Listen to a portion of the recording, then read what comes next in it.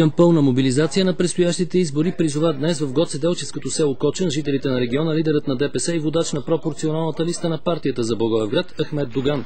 Ако намерите друга партия, освен ДПС, която да защитава вашите интереси, кажете ми и аз ще гласувам за нея, каза Доган. Аз не ви моля да гласувате, аз ще призовавам да гласувате. Ситуацията е много сериозна, аз идвам в тези региони, тези населени места, само когато нещо е много сериозно.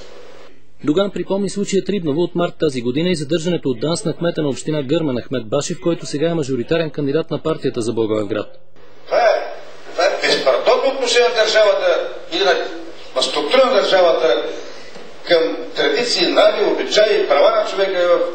Според лидера на ДПС, целта на акции като тази е да се възвърне инстинкта на страха в региона, както е било преди 20 години. Над 30 000 гласа биха гарантирали успеха на мажоритарния кандидат Башев и на пропорционалната листа на партията в областта, каза Доган, и допълни, че резерв за това има и то много.